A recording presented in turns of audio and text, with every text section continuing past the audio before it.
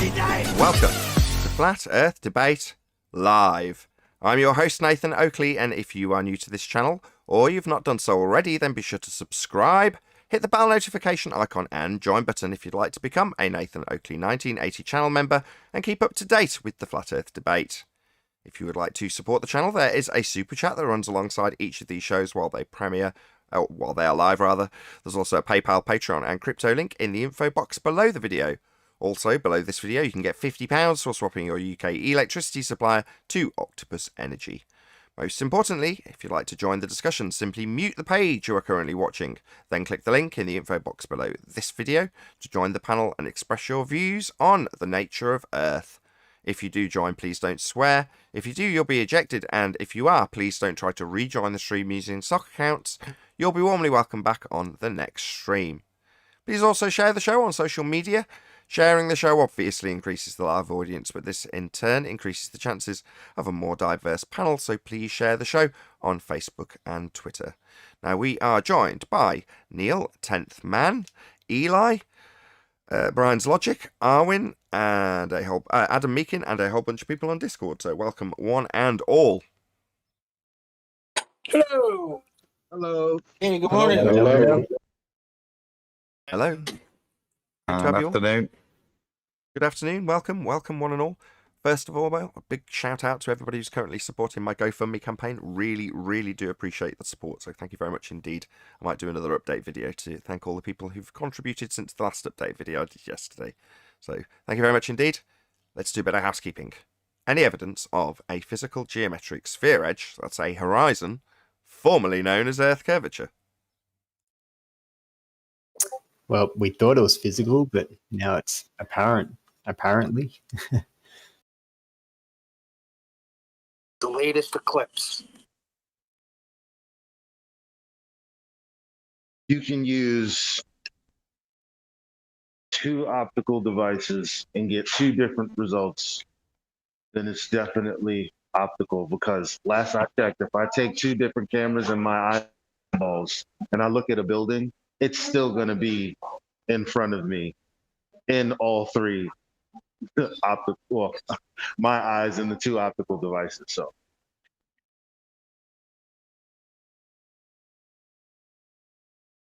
So what's diffraction?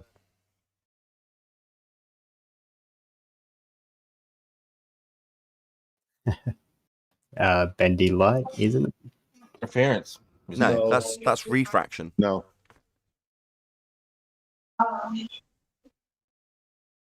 Interference. It's the diffusion yes, of light. You said that. First of all, yes, that's correct. But in context, what's diffraction? Somebody said interference. Yes, interference, diffraction, same thing. But what is it in the context of the discussion? It's the limit that you can decipher what you're looking at from its surroundings. So if you're looking at an object, what will happen is it will start to amalgamate with its surroundings. So you won't be able to decipher the shape and size of the object. It'll just become part of a full spectrum. You base it on the angle, right? Measured angle to whatever it is you're viewing will give you the diffraction limit. Yeah. Okay. So where do you start your measurement of the angle? Do you start in the sky or do you start on the ground?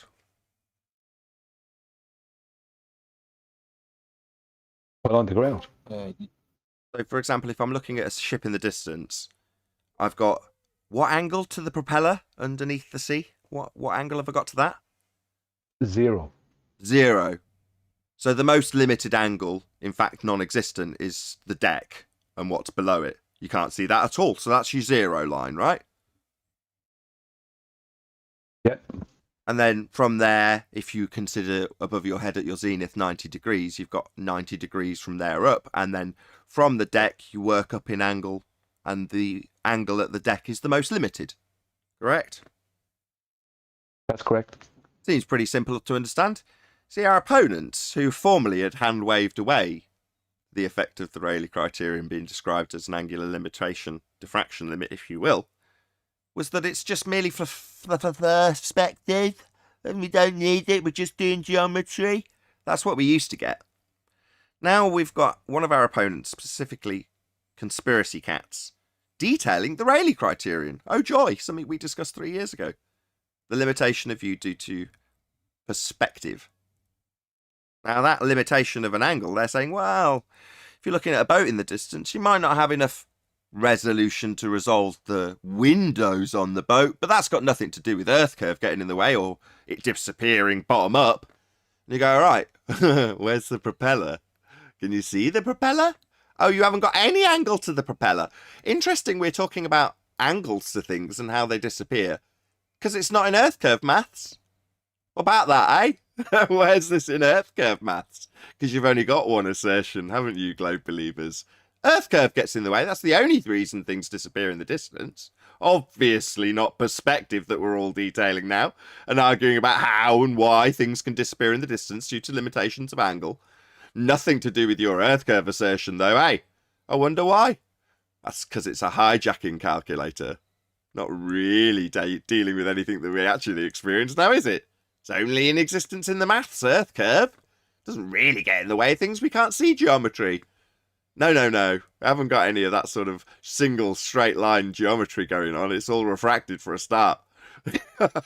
What happy days it is to be a flat earther at the moment. Wouldn't we all agree? I totally agree. Hey Nathan, we got a Glober in live stream says he's muted. Wants to talk about this issue. In the live stream chat. Yeah, I thought everyone was off mute. This Mr. Who is it? Whoever missed? RC. RC Meisty. Hello. Yeah. Hey. I just wanted to point out diffraction limits are based on the aperture of the thing you're viewing through, not the angle to whatever you're looking at. Do you want to expand on this and then explain where this effect is accounted for in Earth curve maths, please?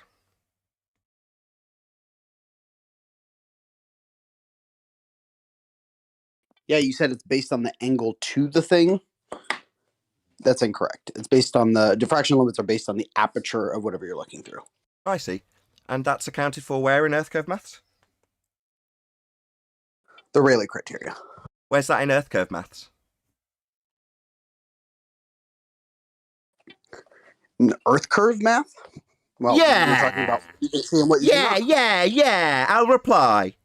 In the Earth curve maths, there aren't any calculations for diffraction limits based on aperture. No. We see the side of our own head holding the camera. We don't actually calculate for what the camera sees when we do Earth curve maths. It puts it in side view, something that absolutely does not look like what we see when we compare that maths to pictures. Doesn't have the Rayleigh criterion in it. Whatever gave you that idea? Why would it be that you're here telling me about how the Rayleigh criterion works when it's not working in your Earth curve maths? Why would that be, RC Meisty? Because you said something that was incorrect, I was correcting you. I know, I'm asking why that very correct thing that you've detailed how incorrect I was about how it works, why isn't it doing that work in Earth curve maths, I ask you? Because it doesn't actually explain obstruction that you're trying to explain away using things like diffraction limits, as you say, and angles to things. I see. So the diffraction limit would be a difference between two items that you see at a distance based on the aperture of your camera and the ability for that camera to resolve the difference between, let's just say, the ground and a brick standing on it. So at a given distance, given the Rayleigh criteria and the diffraction limit based on aperture, you would concede that at a given distance you won't be able to tell the difference between the brick and the ground it stands on. Correct? Yep. And that doesn't affect anything. So it won't be able to be resolved, that single brick at a given distance. And yet, even though the brick can't be told apart from the ground it sits on, I can pile a whole load of bricks on top of it that you definitely can resolve. Ergo, one brick will have disappeared because it can't be distinguished from the ground it sits on. That's something disappearing from the bottom up if you've got a load of bricks on top of that brick that you can't distinguish from the ground it sits on. Now, that is definitely what you call Earth curve obstruction at a given distance.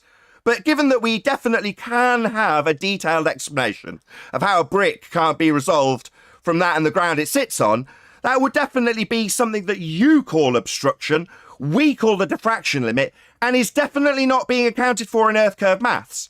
Saying that Earth curve maths isn't anything to do with obstruction, ergo Rayleigh criterion invalid. Well, no, mate. I've just given an example of how we've got a brick disappearing and not being able to be distinguished between it and the ground it sits on.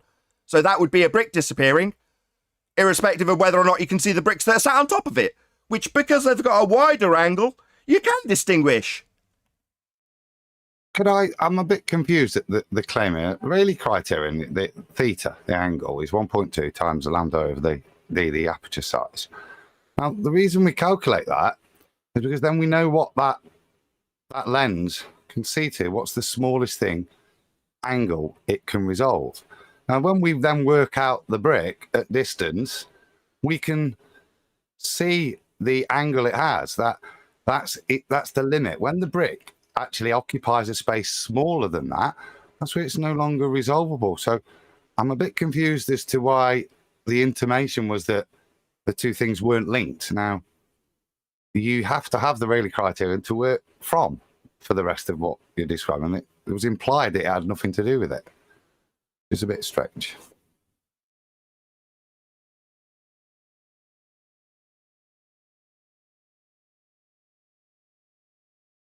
Yeah, that's Aussie Meisty. He's got a lot to say about. So, RC, have you gone? Did he run away? Held. Has he run away? Oh my God, he's run away. So, in conclusion, you're begging the question, proof of nothing, perspective hijacking Earth curve calculator accounts for things with a feet and inches value, and then asserts that Earth curve gets in the way when you draw a straight line between target and observer and perform geometry. Now, that has absolutely zero account for things reaching and breaching a diffraction limit against the deck due to a limited angle. It asserts that Earth curve is the only reason things disappear in the distance. The only obstruction, according to their claims of Earth curve, is going to be caused by this getting in the way. Doesn't matter that in their representation of this globe, which is probably about 3,000 or 4,000 miles distance between the man and the boat, that doesn't matter, because they're going to call the boat 50 feet and the man 6 foot, and then everything else is irrelevant, right? Doesn't matter that at 3,000 miles or however distance by scale this would represent, the boat would be miles too small to see. You don't do that in Earth curve maths. And when we ask our opponent, who's apparently keen to correct me about how the Rayleigh criterion works, right? It's not in Earth curve maths doing that work though now, is it? And when I point that out, he runs away. Yeah, thanks, cats. You got people from your own side telling me how the Rayleigh criterion works. Oh, happy day. Yeah, but Nathan, he'll be in the after show. Aussie Meisty claiming that you made up things like angle of attack and all that other nonsense. Sorry, he came here and told me about how the Rayleigh criterion worked. All I did was ask him where it was in Earth curve maths. And the simple answer is, it isn't. But they're all telling me how this effect can make things disappear into the distance through a limited angle, diffraction limit. They're telling it to me. Oh, happy day. I wanted to say... It doesn't really matter. Oh, go ahead, Brian. I know you're trying to get in this. Sorry. I'll be quick, Eli. Thank you. I wanted to come in and say basically what Adam said. I wanted to point out what an optician's wall chart was and why you can't see the very small letters. It's because your angle to the letters. It's their angular size change. So it's like I wanted him to define what aperture was. You know, he came in thinking he was so smart and he was 100 million% wrong. I even demonstrated this in a video before. Like your angle, when something moves away from you, it changes angular size. And it gets to a point where it's so small you can't decipher it from its surroundings. That's what happens. So if something doesn't have to be far away from you, it just has to be small for you not to be able to decipher it from its surroundings. I was going to say, Brian, it could just be something really tiny in front of you. It's Like a hair at 100 meters. One hair held out by a person at 100 meters. Do you think you can resolve that? No way. well, that would depend on the aperture size. No, you've given the right answer. Carry on, Adam. You've given the right answer. Yeah, well, that would depend on the aperture size. You had a really big lens, and actually, yeah, because within the formula, that would increase theta, which is the angle that you're saying you're able to resolve. So, to me, I don't understand the link of why coming in and making the statement that we're using something that's not relevant. It's I'll tell you wholly why. relevant as the starting point. I can tell you, although he didn't do a good job of arguing for the globe in that respect. Their argument is that if you look at a building in the distance, right, and you're a given distance, whilst detailing something that is excluded from Earth curve maths, obviously they're going to correct us on this, right? When something gets too far away, you won't be able to see the windows of the building because the windows have reached and breached the diffraction limit. Therefore, you can't resolve them. It's about the quality of the picture. It's about the resolution of the picture, how much detail you've got in the picture, not about stuff disappearing bottom up, Adam. And I say, oh, right.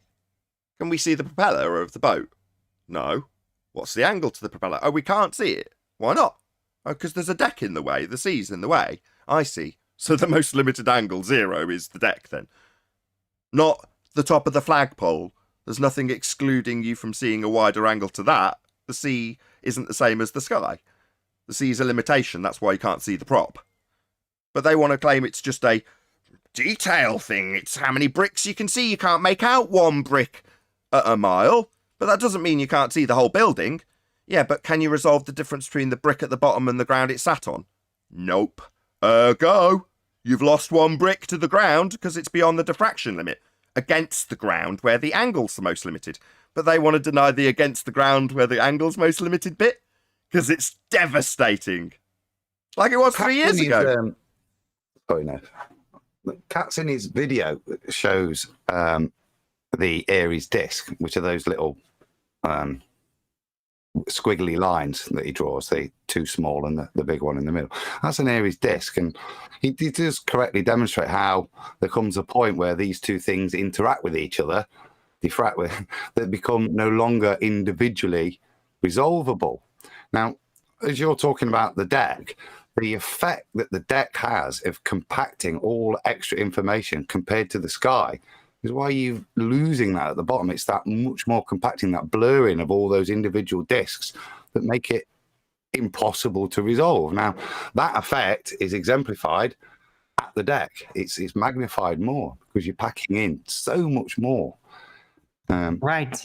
You're getting like a rough, blurred up average of all the bricks, kind of reminding you of the brick also through its color, but because the whole thing is blurred up, the bottom part is just not visible the further you are. That's just the way it presents itself, and that even works very close by with flat surfaces. So well, you've all done a fine job at unpacking this and not leaving any crumbs on the table. I'm sure, I mean, it was very, very coherent for me. So I'm assuming it's very coherent for the audience. What just happened? RC Meisty tried to do something very, very deceptive. But not only did you point out that none of this is accounted for in Earth curve math, as it is how we see through optics. It's like, what are we seeing through our fingers? Like, what? I don't get it. Like, so then you tied that to, well, how it works out in relation to objects in reality. Perfect. I hope you flip this. I'm a fan. Okay, so I've got the Rayleigh criterion up, just so what Adam just said made sense. But I don't know if one of you, Adam, perhaps if you can go to Skype in Ballbusters, I can just make this a bit better in scale while you're digging that out, so you can see what I'm talking about while the audience can see it, or go to the live stream alternatively, one or the other. Can I just say before Adam starts that RC Meisty was just wrong. He literally was just wrong. I don't even think he was trying to be sneaky because he was so arrogant. I think he just was just pure wrong and arrogantly wrong. So this is excellent. Perfect. Sorry, Nathan. No worries. Adam, have you got my very crude diagram that I boshed together 3 years ago up? I've got the Rayleigh criterion and then... Two-stick So yeah, there you go. So, that would fit the description. Well, this is my very crude diagram, which I did, as I say, 3 years ago. And if the guy was on a surfboard, so the guy on the right was on a surfboard, the fins of the surfboard would be below the sea level. Sea level. Anyway, moving on. So those fins would be below the water. So the limit of your angle to the fins would be infinite. You've got no angle to it. It's zero. You can't have an angle to something that's below the deck. So the starting angle, 0, is the deck. Now, I've put in little lines coming off what the guy can see of the guy's legs, feet, whatever, his torso, and then the infinite angle, if you want to call it that, off to the sky. There's nothing limiting his deck above him. There's no ceiling. Now, the same could be applied if there was a long, very long hallway and a line above this. That would also be a limitation to the angle, causing a diffraction limit on the ceiling for whatever ceiling lamp up here, if you got further closer to the ceiling. But that's not the point of this demonstration. I'm going off a slight tangent here. So what you can see is that the limitation to the angle is the deck, and the most limited angle is at the bottom. So if I expand this picture and make it further away, i.e. the guy on the left further from the guy on the right, that limitation becomes more and more acute. Smaller. The angle gets less as it gets further away, meaning that you lose more and more and more from the bottom up. Now, at this point, I am going to point out that this single description of an effect of perspective is not the be-all and end-all of bottom-up obstruction in any way, shape, or form. There are a myriad of other effects that can cause things to disappear from bottom up. There's a massive list of stuff that you can describe and demonstrate bottom-up obstruction with. This is merely one of those things. Now, the reason I say that is because in earth curve maths, you've got one assertion, earth curve. Now, this perspective effect is something that you can induce yourself if you give yourself a limited enough angle over a flat surface and push something low and flat, like a coin on a table, away from you. The angle gets more acute, and eventually it'll disappear. It's just that simple. We've got a whole playlist of stuff identical to that description, which would be a limitation of angle being induced by camera phones being reduced to the ground, looking at something in the distance disappearing from bottom up. I called it angle of attack 3 years ago, and this is the orthographic Muppet View Vision representation of that description of a limited angle close to the deck. Now, when Marcy Meisty says that's got nothing to do with obstruction at the bottom, yeah, it has. The diffraction limit's going to occur at the most limited angle, and that's at the deck. It's that simple. Hashtag shit shrinks.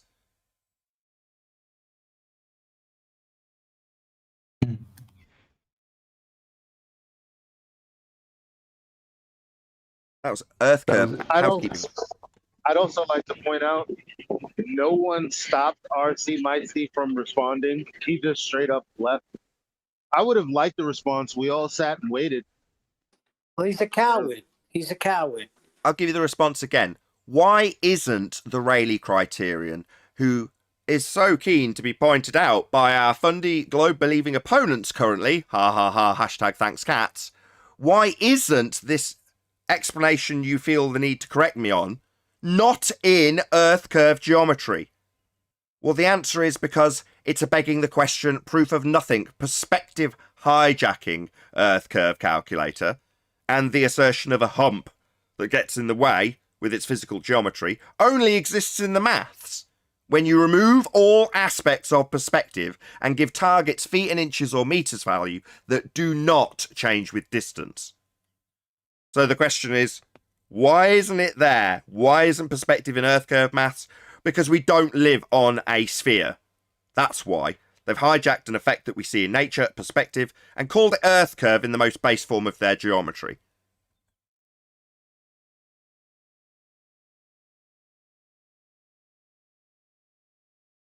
Any more on earth curve, as it's only the first housekeeping question?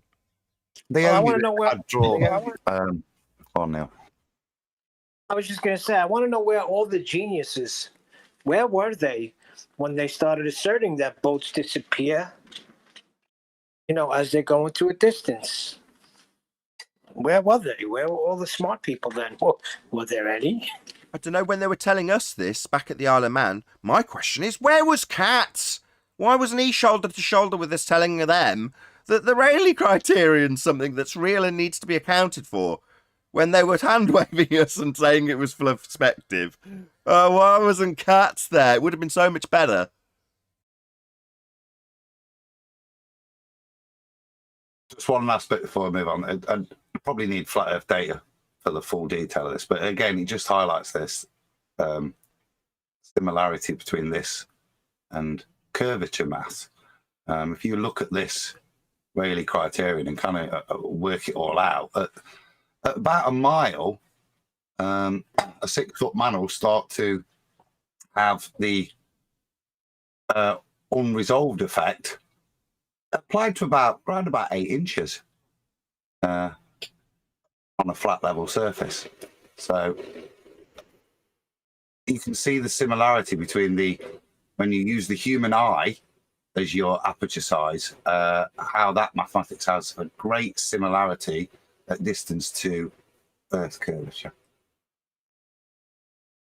1.22, sound familiar to the Black Swan? What, the distance to horizon measurement based on Earth curve geometry being 1.22 times the square root of the observer's height in feet, you mean? Yes. What a coincidence that the Rayleigh criterion has got 1.22 in it.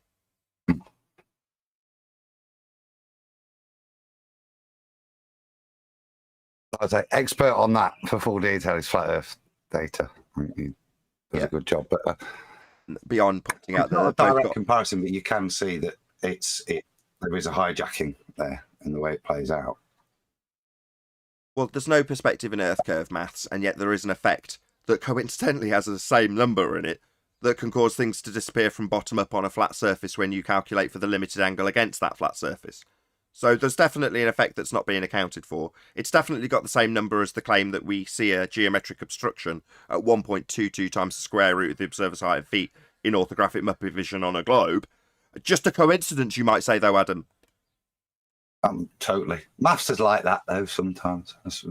No, it isn't. Only as good as it's only as good a language as you explain, the reality. And if you miss huge things out like that, then as much as you like some of your equations, you can demonstrate that they're not applicable to reality.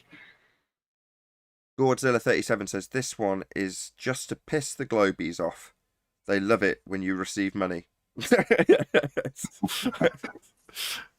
Should I cover all the housekeeping before I go on to frivolous stuff? I should really, shouldn't I? Let's do the rest of the housekeeping questions. Thank you, everyone who talked about Earth curve. It's obviously hot topic at the moment, given that the Rayleigh criterion is being detailed by our opponents, which is just epic. You couldn't really ask for a better situation.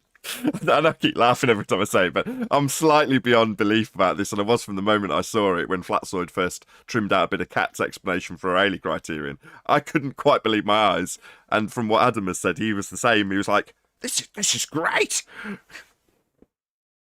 As you've heard there, bring it up. We understood this topic a long time ago. We had to look into it. We had to understand it and figure out what was the claims in there. And so, as you highlight, all they're doing now is pointing out that for all this time, all of their calculations never, ever included this. And it's an odd claim they're making. I've just seen something by Cats. Apparently we're running scared. I mean, they are the masters of projection, aren't they? It's just the oddest of claims, and all you can say is thanks, Cats. But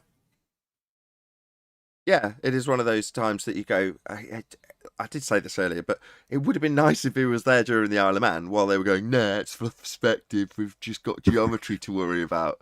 It's like, hold on. Fast forward to 2021, your own side will be telling us about this thing you're hand-waving right now. You realise that, right?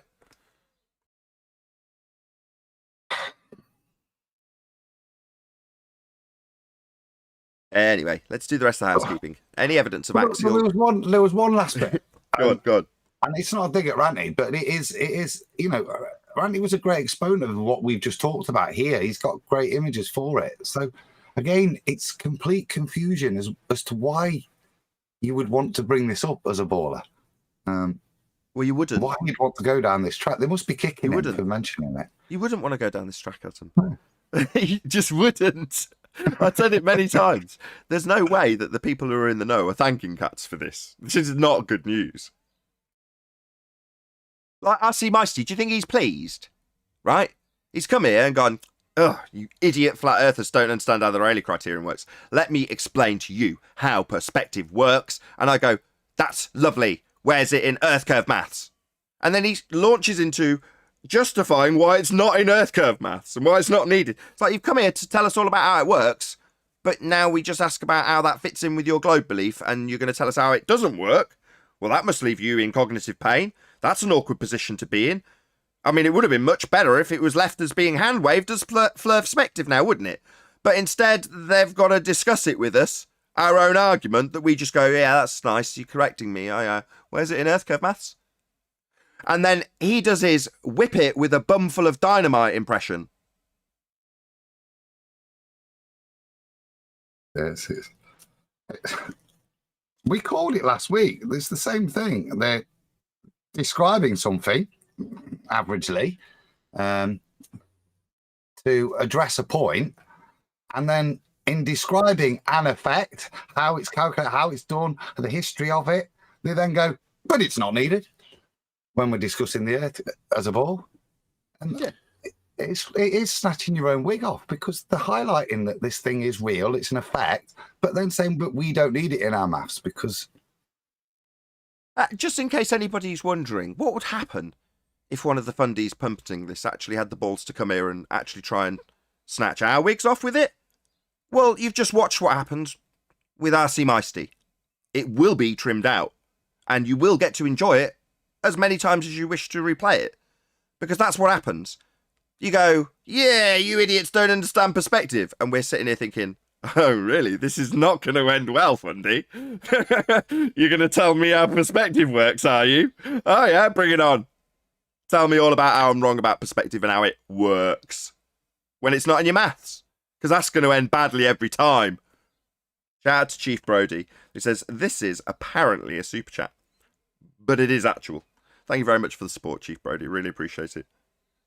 Hey, Nathan, we experienced with R.C. Meisty the ramifications of the Black Swan, because when you unpack it, they have to now declare that the Black Swan is real, and their way around it is what R.C. Meisty did it, but it actually shoots them in the foot, because it's our argument all along that they hand-wave dismissed. But the Black Swan is so devastating that they'll give in to this just so they don't have to give in to the Black Swan. Well, it worked with Coriolis. Get both sides arguing about how there should or shouldn't be the effect of Coriolis effect, rather than just simply presenting your claim with a phenomena of drift as per Coriolis effect.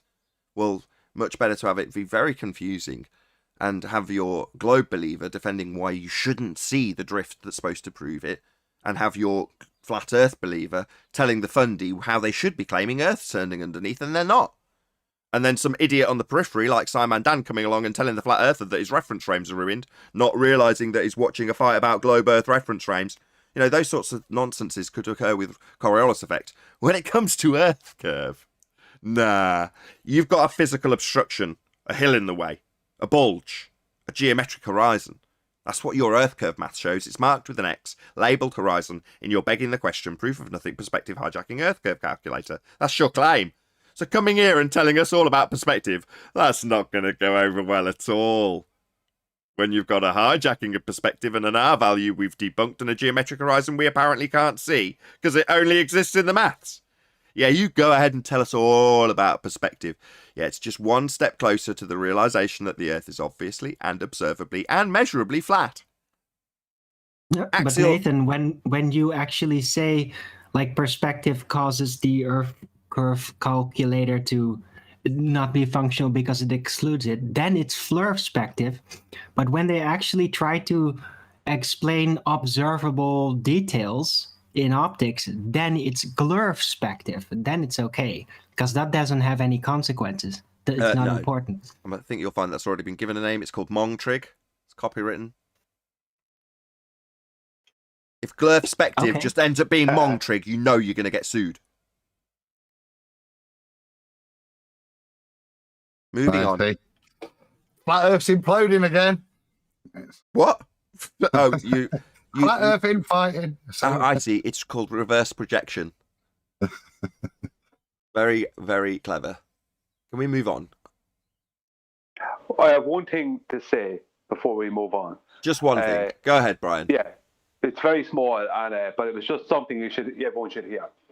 I was listening to Brandon's yesterday. It was on from the night before, and supposedly someone came in. I think it was Geo or someone came in, and they were saying that they were listening back to one of the old shows, and he thought, from his recollection, it was 117. And in that show, Anthony says to Rumpus that the horizon is apparent. And Rumpus says to him, "You made that up." So I think it's 117. If you're interested, I think that's where it is. That's what he recollected as. And Rumpus obviously came in saying he was, "No, I didn't say that," and all this other stuff. But that, as far as I know, is where that is. 117. I will check it out. 117, yeah. Got my little sleuthies. My little sleuthies sleuthing out the lie. Yeah, they're liars on the globe side. They have to lie because Earth isn't a sphere. They've got no option now. It's just too far gone in the argument. We don't have a geometric horizon. The geometry's bunk. Ours dead. What you got? Got nothing. If they're smart, they'll give this up because if they go to Mongtrig, it's going to yurt them a lot. Shout out to Paula in the chat. Hey, Paula. Right, we are going to move on with housekeeping, right? No more Earth curve. We've been doing it for 37 minutes. So just one thing. Just one more. Go ahead, Brian. To do with on this, Rumpus, right, is claiming that you ignored refraction completely and claimed it didn't exist. Right, that's what his argument is now. When I know the fact, I know we all. He's a liar. Yeah, I know the truth. The truth is that you hand waved away 7/6R, but he's trying to say that you hand waved away all refraction back then, and he was trying to just explain it to you. That's what he's at now. Okay, all refraction. If I hand waved all refraction, which is what he claimed, everything's refracted, then he wouldn't have a tangent. That was where I called him a liar. So if he's going around saying he denied the everything refracted argument that I put to him back in the day, well, the everything refracted argument, if you weren't lying about it and had actually put it to me, would leave you with no tangent, because that can't be refracted. It needs to be straight, as used when you did your geometry, making you a liar. And a continued liar, and true to form, like a liar will always do, they lie their way around their lies when called on them. Right, it's just a misunderstanding. He had to oversimplify it based on the assumption that you could see geometry when in reality there's the curve function collapse. It wasn't discovered yet. See, when Arwin's under no pressure, he can do a better job of the lie than Rumpus did. Yes, Arwin, that would have been a much more concise and believable version of the lie. Still make it a lie, because he didn't refract everything back at the Isle of Man, he drew a tangent. Now, saying that he had to simplify it wasn't what he said. He said he refracted everything, because that's his current argument, and must be, because that's the defense to the Black Swan. Also a lie, because he didn't refract the tangent. Doubling down? Doubling down, yeah. So how does this curved geometry work? Can he demonstrate that and not saying, oh, look, you draw a curve on the other side of the presupposed ball, but how do you actually try to figure out the geometrical size of something with curved line geometry? Can he make a demonstration of that? You don't. You require a tangent. Well, I think that we have let it marinate long enough. There are a lot of globers that come out and say, I didn't say that for I don't know how many weeks or months now. But I propose to the rest of the panel, if you're free, we should get together after this and talk about which shows we're going to go back and listen to. Like specifically because he already said 117. I want to go through 100 through 130. But you don't even need to do that anymore, Elijah, because now they contradict. Don't tell me what I don't need to do. I'm proposing an idea. Don't tell Arwin what he can't tell you, what you can't do. I didn't mean it like that. I'm just saying you don't even need to do that because they contradict themselves in 5 minutes. You're trampling all over my proposal. All right, sorry.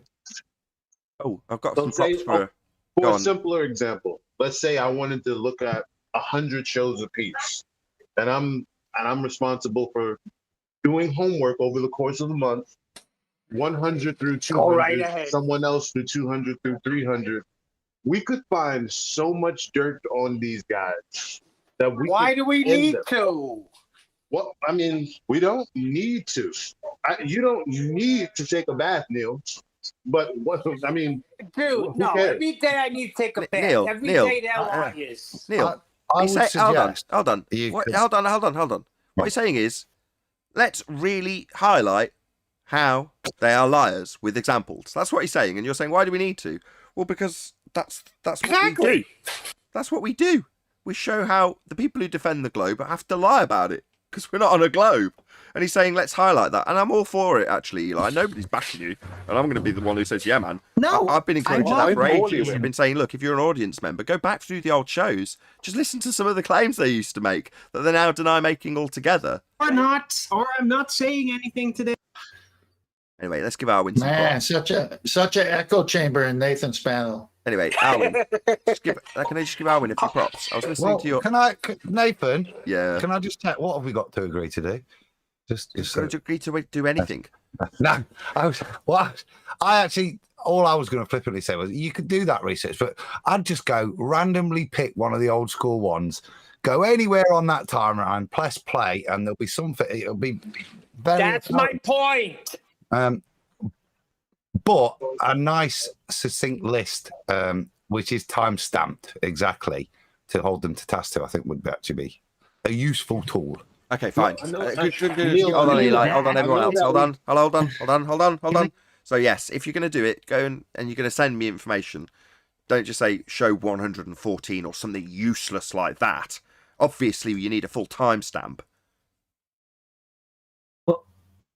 You wouldn't even need to go back to the old episodes to do this because the ballers contradict themselves like in a time span of 5 minutes and say they didn't say that. That's true. Like, they do it so regularly that you even make the short cut down intros using that because they do it the whole thing in an episode. That's correct. You don't have to wait weeks.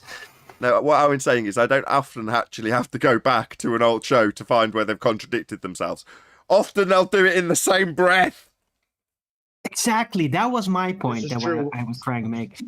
This is true, but while that's awesome, we have this growing number of ballers that say, I didn't say that. We don't claim that. And we say, yeah, you did. But what no one's actually doing other than Nathan is actually finding clips where they contradict themselves. I'm only saying for those who want to, anyone else who doesn't, shut the fuck up. But those who want to, excuse me for the swearing, those who want to, the idea is out there. Let's get together and let's just go comb through the videos. Okay, well, I'll give props. Hold on. Someone's already done it. Let me just give them props because someone has done this already. So JQ sent me a clip, right? And I got very excited and spent a number of hours, I'm not going to bore you with how long, but a very long time trimming it and turning it into a proper video because someone had gone to the effort of actually digging out an old clip with a contradiction. And when I produced the video, I published it to him, sent him a link and said, oh, thank you very much for the clip. Here's what I've turned it into. And he sent me a PayPal for my trouble. I was just elated that he'd done that. I'm not suggesting for 1 second that if you send me a clip, you need to pay me to turn it into something. That's not what I'm suggesting. He did it after the fact without any encouragement from me. But I'm just saying he was obviously pleased that his efforts of going out and finding that information were then useful and turned into a coherent video from here's what they said back then, here's what they say now, and here's how they lie about what they're currently saying and what they were saying. You know, it's nice and cut and dry. And yeah, it takes a bit of effort, but it's presumably taken someone else several hours of going through our material to find that. I said that weeks ago. In this cult of Nathan, when you send in the video, you have to tithe them. No, but it's awesome that you got support as well. Yeah. JQ's on an awesome subscriber, as are all the people who've currently supported me on GoFundMe. Thank you very much to all of you. Before I forget, in case I don't do it on this live show, because we're getting excited about the lack of Earth curvature and other things. Hey, Sleeping Warrior. What are we talking about? I've missed the start of the show. What topic were you talking about then? We've done one housekeeping question. Okay. Hold on, let me apologize to Eli. I heard homework, and I immediately went back to being in school and said, "No way!" Yeah, you kneeled him. We know. Eli has a very good idea. I hate homework too, but there was an old soundboard that I think one of the old flat earthers used to have with the rumpus, with just utter and moron and so. But it'd be nice to have our own one where we could just press that little button when I've never said that. Oh yes, you have here. So yeah, I think I wouldn't necessarily go through them all, Eli, but I think if you got you could hunt out the top 10 contradictions, and once you've got them, you only need them once, don't you? But it'd be nice to have a little soundboard ready. Not that rumpus is allowed back though. Yeah, as I say, it's already been done thanks to JQ. Well, I'd already done it myself as well. I'd pretty much done what was described. You go back, it doesn't take you long to find something, if I'm honest. And I had done that a few times. I've got several clips. But JQ did it. His was actually slightly better, and it was because it wasn't from my channel. He went somewhere else to find it. And I think because it was on a different channel, in that instance, there was a bit more carefree, loose lips, whatever, and that was just great for me and my purposes. But, and like I say, that's down to the people, the tenacity of the people who are subscribed here. And very grateful I am to all of them for subscribing. Subscribe today if you're not already. I'm for bringing Rumpus back, but maybe you would have to do it in another format, like put him in the Iron Maiden or something. The Iron Maiden? That's something that would slice you to rivets within about 15 seconds of being inside it, Arwin. Do you know what an Iron Maiden is? Well, it depends on the design of it, but yes, it's a big coffin with spikes in it. Right, really like sucks. Batman went into to slide down to the Batcave. Right, okay, well, maybe not literally an Iron Maiden that would kill him, but Well, just that's a what I was spiky gonna cage. Spiky cage. Anyway. Yeah, we're still on one housekeeping question, Anthony, because of the You're all wrong. perspective Rayleigh criterion current circumstance with cats exposing the diffraction limit. Happy days. It's been discussed for about 40 minutes as a result of that. Oh, apparently, Simon Dan's challenged you to a one chance final only opportunity to debate conspiracy cats, and I thought a one chance final. There's an open link every day. Simon Dan, what are you doing? He's free to join any day he wants, but we know he won't because he's going to be asked that question of how do you have gas pressure without a container? I thought the other Tyson Almost sounds like ad spam, like that. It was sent. That was sent to me last time. That's something off Twitter. I just thought it was exactly that point, Tony. I thought it was quite funny. Somebody contacted me saying, "Oh, can you? They want to do this? Can they arrange it?" And I said, "Well, the show's open every day. Simon Dan can pop in and discuss it, and then give whatever money he wants to charity after he's done it, whenever he wants." But yeah, it was another one of those odd offers that's not even put to us. It's obviously just been pimped around in the background to make out that Nathan's running scared as they appearing to be. Speaking of running, I had Fight the Flat Earth. I messaged on YouTube's channel something, and it was Ute's video about Fight the Flat Earth being whatever, and I just said, yeah, he's not here for the science, he's not here for the truth, he's not here for evidence, he's just here to make money out of ridiculing Flat Earth. That's literally what he's here for. And Fight the Flat Earth responded on his channels, on Ute's channel, saying, I see you're still running from me. And I was like, not really. You're just not an honest person. And all you do is your service and product is sold purely on insult, ridicule, and discourse with Flat Earth against Flat Earthers. You still think gravity is a force, and he still stands by that George Musso agreed with him 100%. So what he's actually doing, and Simon Dan is doing the same thing, and presumably Ranty's doing the same thing, they're simply telling their audience their own truth, whatever their perception of truth is, regardless of the objectivity of it. They're just saying their own truth that's not true. It's just subjectively their perception. And it's like, we don't live in a subjective perception, and we don't live in a consensus reality. We do live in an objectively truth-based environment that we can test, measure, demonstrate, whatever. But what you guys are perceiving to be true and telling your audience that is true is not true objectively. It's outrageous what Simondan's doing. It's like, what? They all want to debate one of us, right?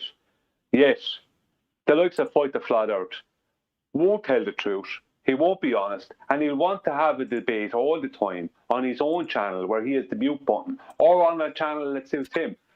No, it's where we can make money. Yeah. Hold on, they don't want to debate. That's the whole thing. They never come over to our channels. We always have to go to theirs. And then when we don't, they try and call us cowards. Who would want to debate Fight the Flat Earth? Hold on. He's going to say stuff that isn't true. Hang on, I'm speaking. Right? He's going to be saying stuff that isn't true. He's going to lie when he needs to. He's going to make stuff up when he needs to. I know this from first-hand experience. Yeah, we all I can get all that for free. I can get all that for free off Rumpus on Brandon's. Okay, they're saying they want to debate because they know Nathan's going to say, I have a channel you could pop on any day. So they're talking like tough guys because they know it's never going to happen unless they come here. So, of course, I would shout it, too. I know the big guy's never going to come and beat me up. I'll be shouting across the way, too. Come on, you punk. Look, no. No, it's nice to be wanted. It's nice that these guys are always discussing their desires in my direction. Now, the reality of the situation is, I don't care about Simondan, and as detailed by my very competent panel, these people are scum. Do I intentionally want to willingly participate in whatever they do? I see them as scum liars. No, of course I don't. I don't watch their stuff, I've got no interest in them, I'm not subscribed to them. But they're all subscribed to me, and they're all expressing their desires to debate me. And if you want to debate me, you can. What's that you say? You want me to want to debate you? No, I don't care what you want. But you can debate me if you want to. And clearly you want to, as you're going around telling everybody how much you want to debate me. And you can. If you want to. No, this is the point, Nathan. This is the point. They don't want to debate you. They want people to think that they want. Right. Yeah, that's what I'm seeing. That's what I was trying to say. You said it a lot better than me, but that's what I was trying to say. They want people to think it, but they can't know debate. Nathan's not going to come. They couldn't debate themselves out of a paper bag, as QE would say. Do you know, guys, I was watching a video from a girl called Jessie. I can't remember, Jessie 102, I think it is. And she was going through a mnemonic that was like a 4-letter mnemonic. I can't remember the 4 letters, but it was somebody's model to interpret whether or not you are part of or involved in a cult. And it was like, imagine the word milk, and M stood for motivation and I stood for something else. And she was going through it against Flat Earth, and she was saying, oh yeah, this definitely applies. And I was thinking, oh my God, every single point that you are applying and ascribing to Flat Earth is literally what your model, what your belief structure is. Now, the simple fact is, we don't all agree with each other on each point, right? Some people think, I don't know, light's this, that, and the other. Some people think that there's a firmament, there's a dome, or some people think this. None of us really agree with each other on everything, and we do disagree with each other openly, right? Just got to problem is, disagree on with their you. side, they never do it. Just got to disagree with you there, Anthony. You're wrong. Everybody agrees on everything in the Flat Earth. You should go to Jessie 102 channel and look at that thing she was talking about Flat Earth. It's about 3 or 4 videos old, and just listen to the projection. It made me feel physically sick that she doesn't apply it objectively and look at her own model. It's outrageous to think that we're in a cult when none of us agree with each other on basics, because we don't bloody know. Way to give the most. I got what you did, Nathan. So, if you want to find out more, go to Jessie What's-Her-Name's channel and look up the video about the mnemonic we don't really know or can't remember. It's Jessie. To add this to the conversation, we don't have an agree to disagree. Like, aside from the other really weird offshoots of finding out that it's not convex when we look out the surface, that it's not moving because we don't experience movement that we don't know that there's a place that people can travel to, or that it even exists a medium in which there is no matter, well, other than us and everything you see in the sky. Like, these are just things that we don't know and cannot confirm based on our experience. And it doesn't really go much further than that until we're strawman with a model labeled flat Earth. So there really is no agree to disagree. It's just I don't know. Nobody gets your humor. Nobody got your humor, Nathan. I got it. I don't know what you're talking about, Neil. I got it as well. Oh, come on. You know what I'm talking. Anyway, should we do housekeeping? Because we literally have only covered one question. Earth curve. 4 more hours. We're going to do it. Right. If Brian pipes up and says one more thing, I'm going to say no. Right. Any evidence of axial rotation of the Earth-based variety? No. Next question. Only the sky. Nothing to do with the Earth itself. What about the reference frames you claim, Anthony? What reference frames that I claim? I thought they were your reference claims that you claimed. I don't have any reference. I'm a flat earther. Like what reference frames? I haven't got any reference frames. I'm a flat earther. What are you talking about, Anthony? Simon Dan says that they were your reference frames, Nathan, not mine. Oh, I see. He's obviously very confused. The globe has reference frames, 2 of them to claim drift, but they've been ruined according to Simon Dan. We agree. Welcome to Flat Earth, Dan. Nice that we're shoulder to shoulder telling our audiences how we don't have drift and that the reference frames are ruined. Thank you very much. Anthony, that stutter sounded a little bit like rumpus. It wasn't a stutter, but you can think of it as a stutter.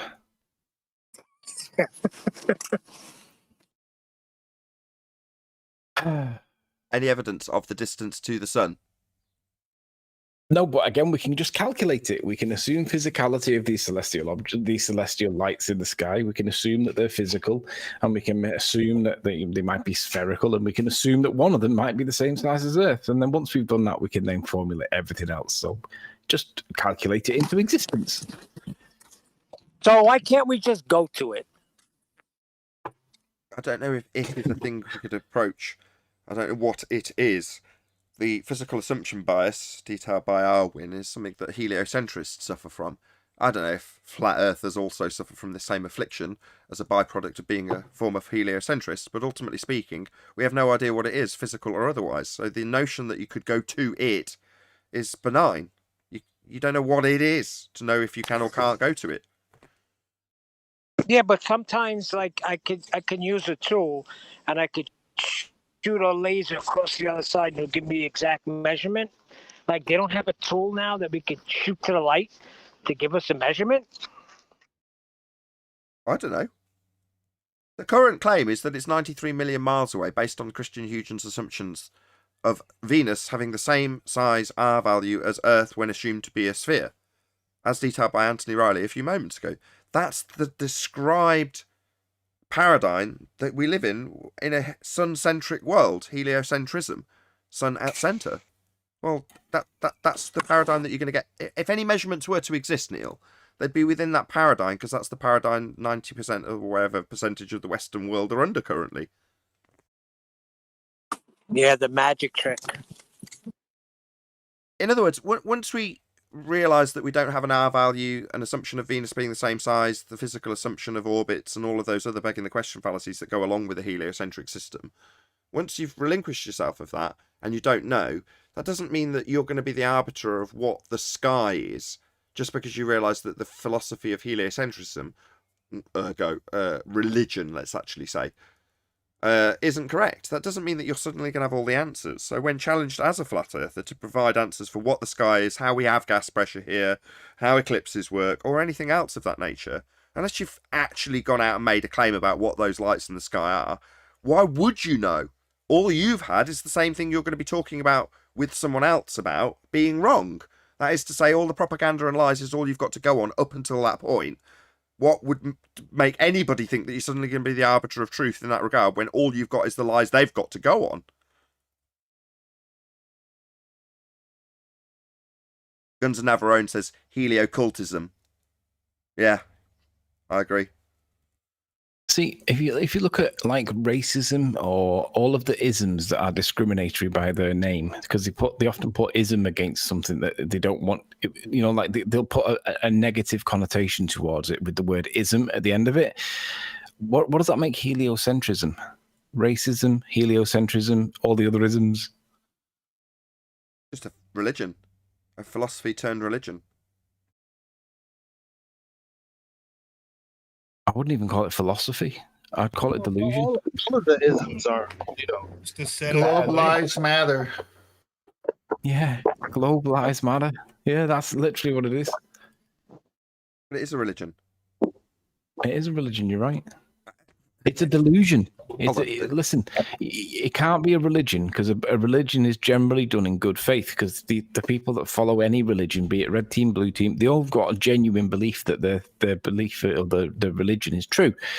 But it's a delusion to think that gas pressure can exist next to a vacuum without some kind of separation. That is a delusion. It's not a belief. You can't. It's objectively untrue. You can demonstrate that it doesn't happen.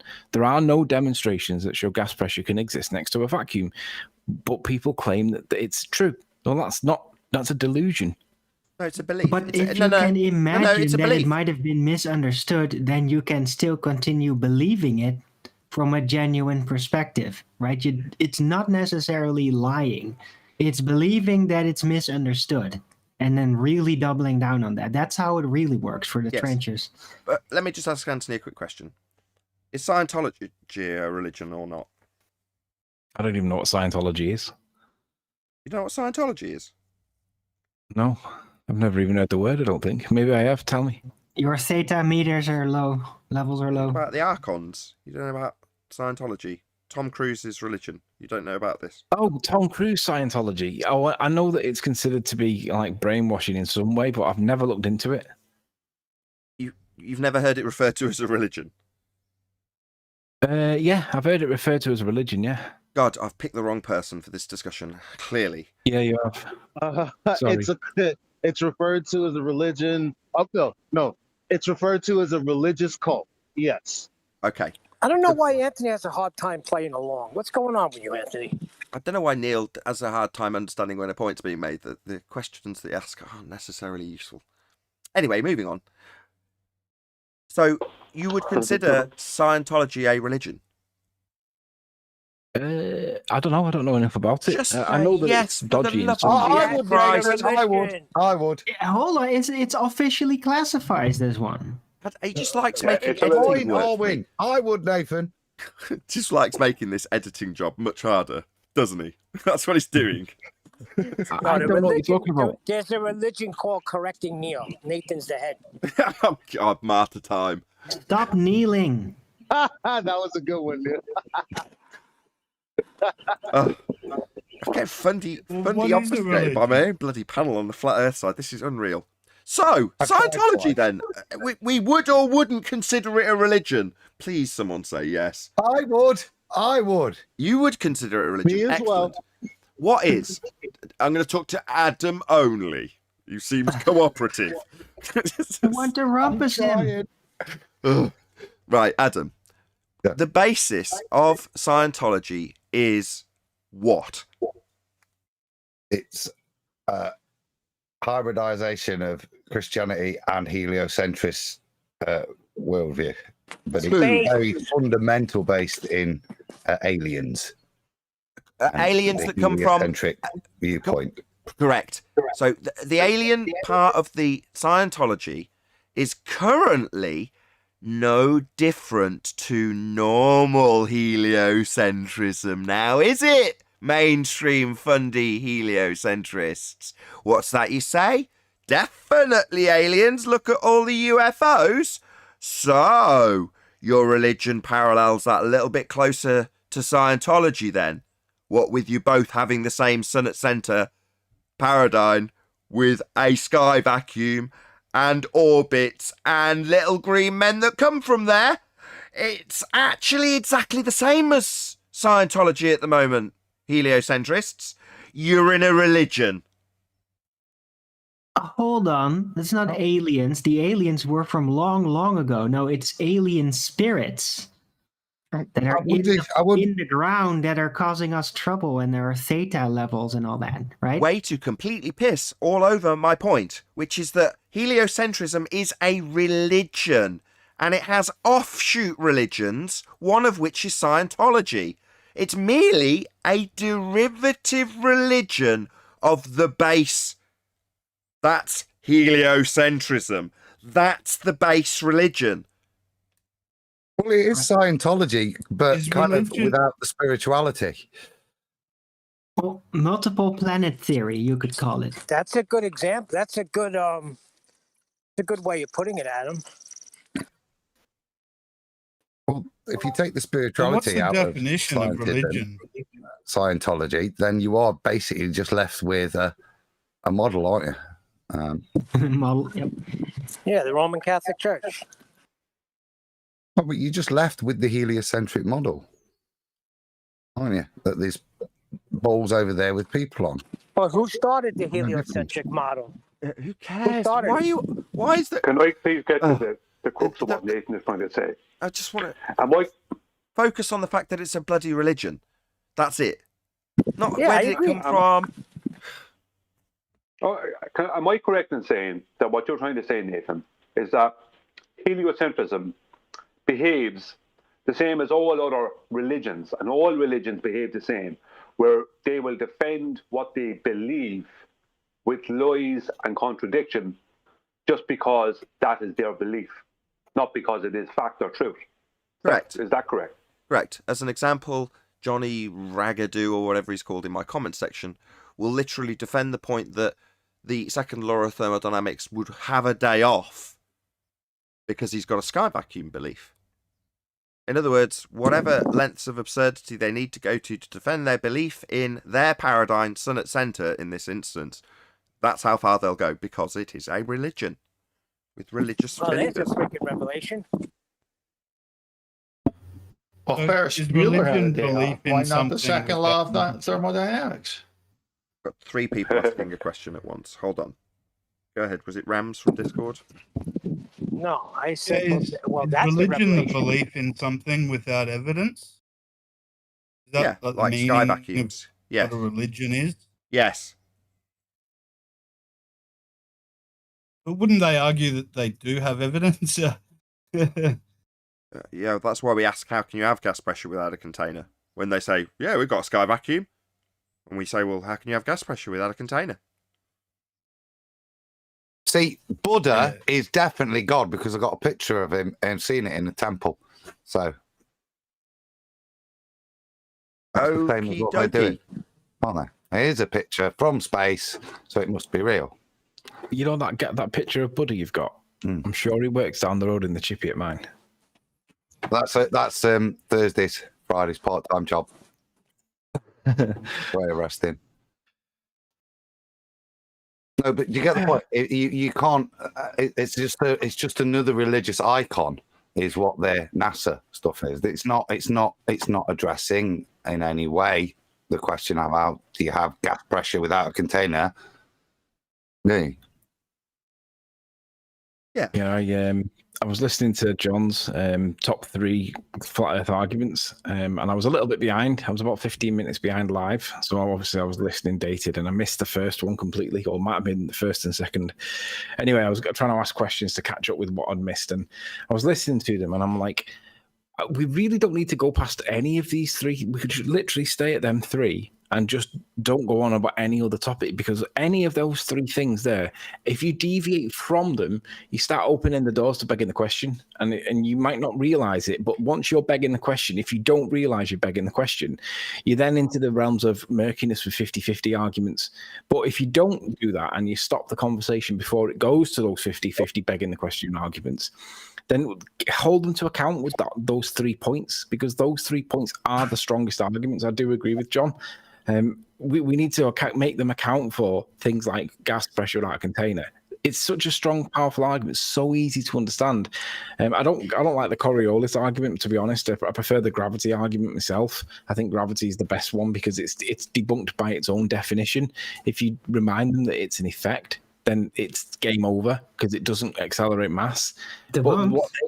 what they then do is start conflating cause and effect to make the cause into an effect and the effect into a cause, and they don't see a problem with that. Fight the Flat Earth thinks that's okay, and I'm like, you're an absolute idiot. You can't have, only in maths can you calculate one as the other, but in the real world, if your car breaks down, you ain't going to be able to get that car moving by calculating it.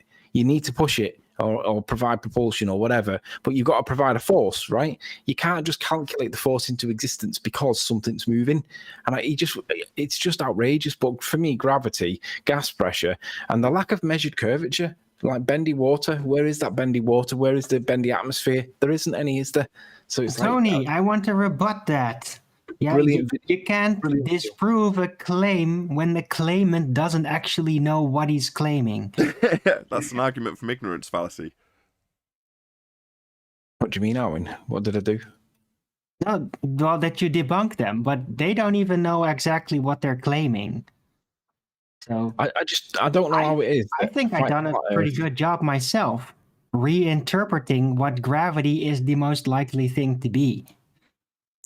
I just don't know how Fight the Flat Earth, Simon Dan, any of those morons can get past any of those 3 points, and they just completely skip past it. It's like it's a joke. You guys are just a joke. Well, shall I do a demonstration? No, I need to ask the housekeeping question. So, any scientific evidence of gravity?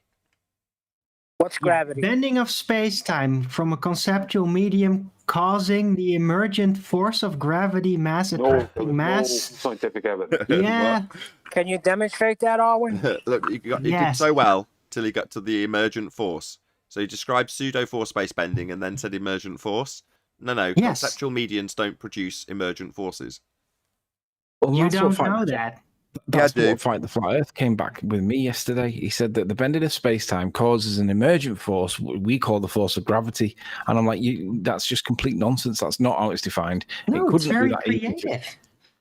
No, it's just lying. It's just blatantly lying. I just stopped talking to him at that point because. But when you don't even know what gravity is, I think it's a pretty creative solution, right? It's a discovery journey. Look, we will not shut up until someone agrees with him. Trying to figure out what gravity is. Until someone agrees with Arwen that it's a pretty good obfuscation tactic, he's not going to shut up about it. So someone's going to have to agree with him. I agree, Arwen. You're right, 100%. Can you demonstrate orbits for me? Can you explain to me why? On an Brian? earthly level. I will if Neil allows me to talk, because every time I talk, Neil doesn't allow me. Yeah, Stop kneeling. Yeah, Neil. Neil, are you going to allow Brian to talk, Neil? Yeah, let's just see if Neil will stop bullying Brian. Yeah, Neil is bullying me all day.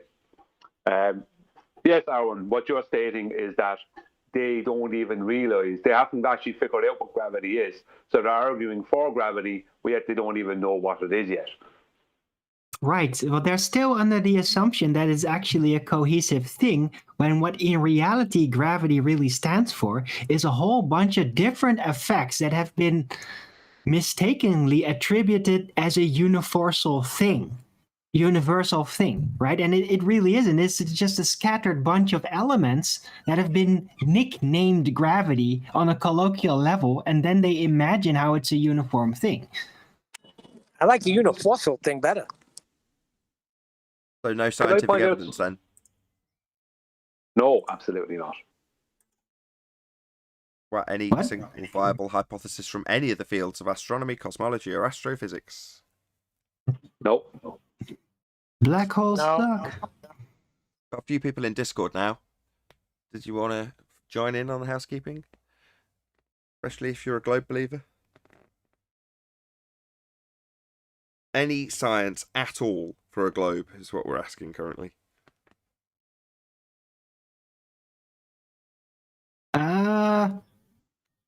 Equator length.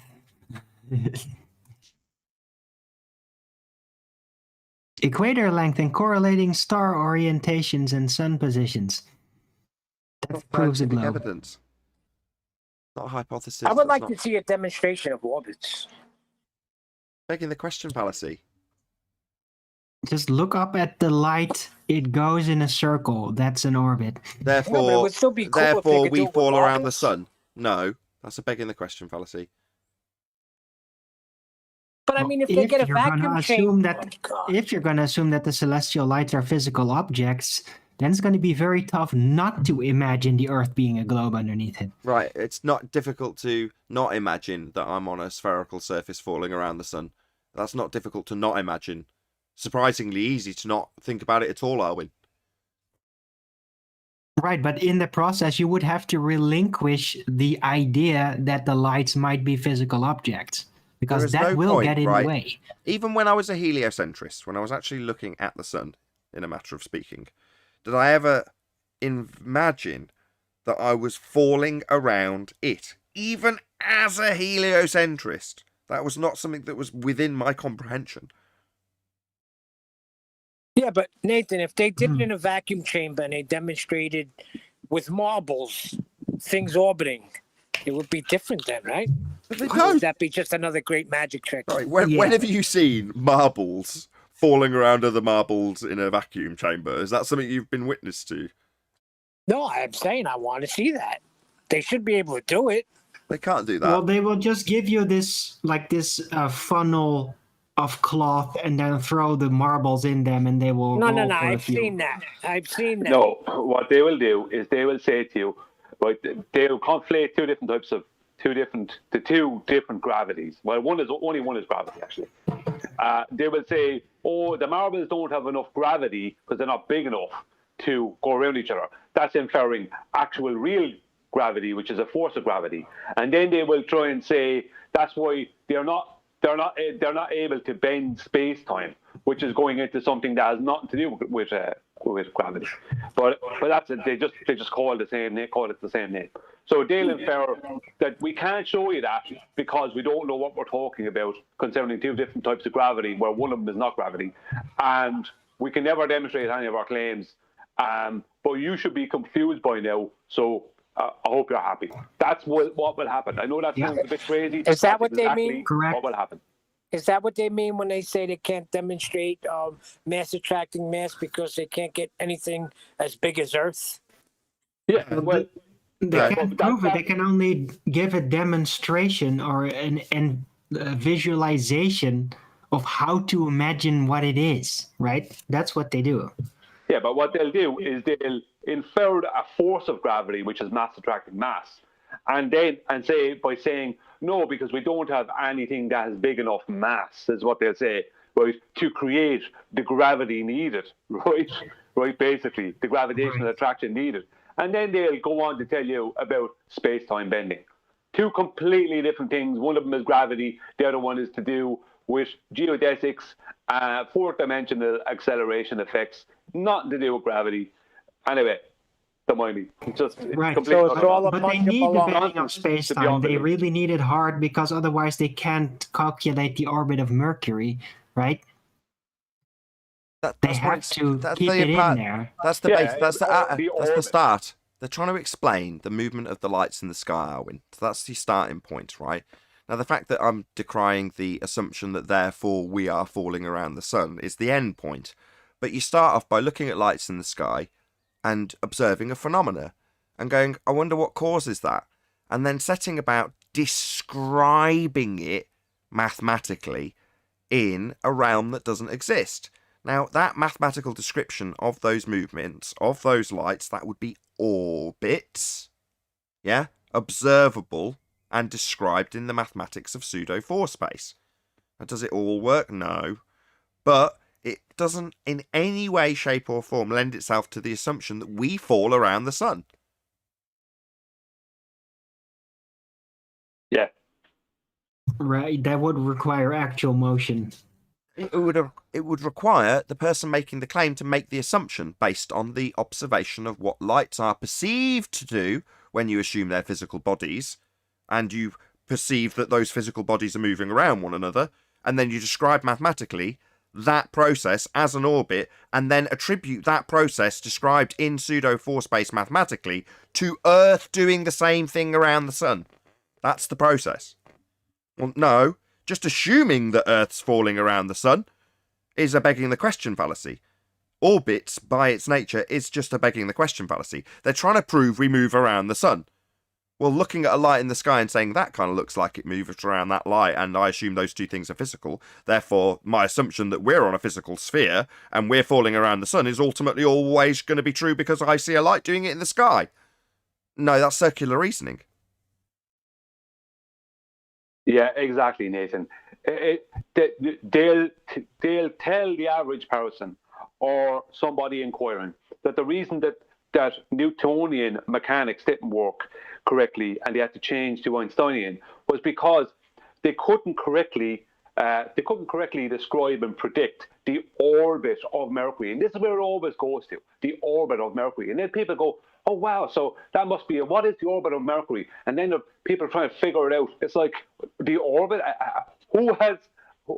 who's proven this orbit thing for, it's like, it starts off with this orbit of Mercury. Then everyone is lost in this conundrum of how do you properly explain this? How did Einstein predict it? How did these maths work better than Isaac Newton's? All this rubbish. It's like none of it is real. None of it. We're not orbiting anything. Mercury's not orbiting anything. Right, but the start point assumption for those description in four-space Einsteinian maths for orbits and describing how the calculations for the assumption of bodies falling around one another with mass attracting mass doesn't quite compute when you get to Mercury. As you say, none of those things, which are all described as being gravitational in nature, have nothing to do with the idea of things falling down because the mass of Earth is pulling a mass to the centre of it. Now that's debunked, and was so 106 years ago, by the descriptions we're detailing here. That would be pseudo four space-time bending with orbits describing in those particular maths. That's 106 years since that's changed, right? So the assertion that we've got this mass attracting mass and the biggest mass is Earth, therefore it can't be negated. It's like, no, you can decry that argument very easily by pointing at gas behaviour, which I did. I'll mention this actually. It's not a shameless plug for my GoFundMe, but it is related. So in my GoFundMe, I turned all the comments off. I thought, Sodom. All I get is a load of detractors. A few people might say, good on you for asking for money. It's like, what positive can come out of the comments? I'll just turn them off. If anyone's got a real problem, they'll make me an advert, was what went through my mind. And I searched and found one. Someone had made an advert. And other than pointing out pretty concisely what I was e-begging for, the guy just summarised. He's like, you're summarising that you need a new exhaust and you want to finish off your studio treatment. I was like, yeah, good summary. That is exactly what I'm e-begging for, as detailed. But his question on topic was, why did the exhaust go down? Why didn't it go up? And I'm like, why would I need an exhaust? Surely all the gases would just fall out of the engine. Obviously, the council spend lots of money on those gas sweepers, sweeping up all the gases that fall down, go boom, boom out of the engines, right? Oh no, we need an exhaust system to get the gases out of the back of the car, and they fall out of the back of the exhaust, don't they? Go down, go boom, boom. Right? Like the exhaust itself, when it's all rotten and rusty, it goes down, right? Like the gases. Oh no, what's that? They expand and fill volume. Yeah, that's gravity debunk right there. Yeah, you've got no chance explaining it with mass attracting mass when you get to gas behaviour. It just doesn't comply. Because gas, which has mass in your vernacular, would be attracted to the centre of Earth with the big mass that it's supposed to have, causing everything to go down, go boom, boom, right? No, gas doesn't do that, does it? Or we wouldn't need an exhaust. Sometimes, though, liquid does come rolling out of an exhaust a little. Liquid? That's not gas. Gas, obviously very low density, unbonded gas that moves at high speed and high velocity. That's redundant. All in the different directions, not down, go boom, boom. Well, that's a scary thought, the way you said that, Nathan, that you never believed that you were falling around the sun. I just seen that in my head. That's very scary. How are you feeling? Right, I meant to say I have a fluid, question for not Arwen. liquid. I have a question for Arwen. Arwen, how is the gas that we breathe affected by space-time bending? Sorry, say again? How is the gas that we breathe affected by space-time bending? It isn't. Well, it gets holed up where bigger masses are present in order to, that are direct consequences of the bending of space-time. And gases also do get holed up. They just get holed up. I thought they move about. No, this Yeah, is they do. described. Hold on, let's see where Brian's going with this, because this is described. Go ahead, Brian. Where are you going with that? Well, I'd just like to hear how Einstein accounted for gas behavior. Gravitational. You're talking about gravitational accretion, right? I know what Einstein said about gas in his model. Go ahead, It's Anthony. how gas behaves within his space-time model. Yes. Yeah, it follows its geodesic path unless a force is acted upon it. In other words, its path remains straight. It doesn't fall back to Earth once it's changed state and become a vapor. It carries on its geodesic path, and there isn't a force to bring it back. So Einstein's interpretation, or Einstein's model, would literally say that the atmosphere would fill the available volume. It's what it says. Yeah, How is a because there's no geodesic a straight path? attracting mass. Well, wouldn't It's because space-time a bend? geodesic Hold on. geodesic Somebody is a somebody straight from path. Discord wanted to know what a geodesic was. That's what I heard between everyone else. A geodesic Hold on, path hold on, is a straight hold line. on. No. Hello. Whoever asked the question about what a Paul. geodesic was, can you please repeat yourself? It's Paul. Go ahead. How is a geodesic a straight path? Because it complies with Newton's first law on motion, which states that an object in motion will remain in motion unless acted upon by a force. Therefore, a geodesic path covers anything that's moving without anything being acted upon it in the name of forces. Okay, well, that's a lot of gibberish at the moment. Can you define geodesic for me? Can you define straight? Path in space No, and time. it wasn't gibberish just because you didn't understand it. It was true. Well, it was a I'm asking- geodesic path. It's the path that an object takes unless it's changed by a force. So in other words, it's a straight line. An object in motion will remain in motion unless acted upon by a force. Well, I mean, you talked about geodesics and you talked about straight lines. How does you have a straight line in a geodesic? The geodesic is the straight line. Define geodesic. There's another problem. There's another problem. Hold on, with that. Brian. Hold on. Yeah, Anthony, do you know what a geodesic is? How it's defined? You asking me or you asking? I'm asking Anthony because it's your question, Paul. Yeah, a geodesic is the path that an object in motion takes.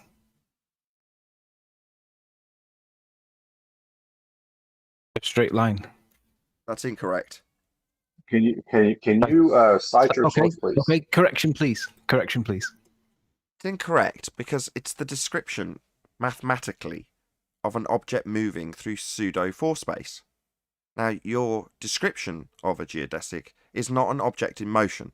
It's a description mathematically of an object moving through pseudo force space. That's a geodesic. So when you paraphrase it, you make it sound like it's somehow physically describing the movement of something. No. Wrong. Mathematically describing something in pseudo force space isn't describing the object in motion, even if it's the derivative of the original light for the maths. That's not physical either. Okay. It's just an assumption. Well, let me read. I got it, Nathan. I got the definition.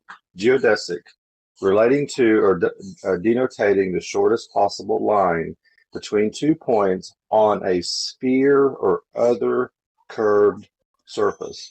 Another term, geodetic.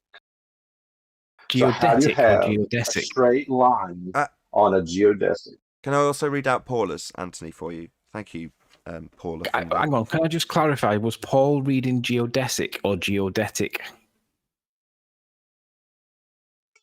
Well, it actually in the definition. I'll read it one more time. No, not the definition. Relating to What was the word he denotating- used? Was it geodetic or geodesic? Well, it says another term for a geodesic, and also in this definition it says another term for geodetic. Oh, right. So there's a conflation between geodesic and geodetic. I didn't know that. I'm going to look into that. I didn't know that there was a conflation between those two terms. Neither Because did I. geodetic relates to the Earth, geodesic relates to space-time. Yes, I didn't know that either, Paul. That's interesting. It could just be the. Let's not just assume that is correct, though. It could just be his definition. Before you go on, everyone else, thank you to Level Up, which is Paula. In geometry, a geodesic is commonly a curve representing, in some sense, the shortest path between 2 points in a surface, or more generally, in Riemannian manifold. And then she goes on to say, the term also has meaning in any differentiable manifold with a connection. It is a generalization of the notion of a, quote, straight line to a more general setting. I couldn't be less clear now you've defined it for me, Paula, but thank you so much for doing so. That was the best vomit explanation I've ever heard you say, Nathan. I just want to say, reason I brought this up. Sorry, the reason I brought this up is every time I've ever looked up geodesic or I looked at it described on any kind of YouTube channel, it's always over a curved surface. Always. I've never seen it necessarily on a straight, so that's why I asked the question. Yeah, that's because space-time's bent. Exactly. So how do you have a straight line over something that's bent? Well, you don't. It's bent, isn't it? Well, it's actually more than that. It's actually the pre-assumption that the Earth is a globe is where it all starts with the word geodetic, because they're pre-assuming that we're on a curved surface. So they're starting off with that pre-assumption. So the definition of geodetic is incorrect to start off with. I'm going to look into it's the seeming position that it seems to be a conflated term between geodetic and geodesic.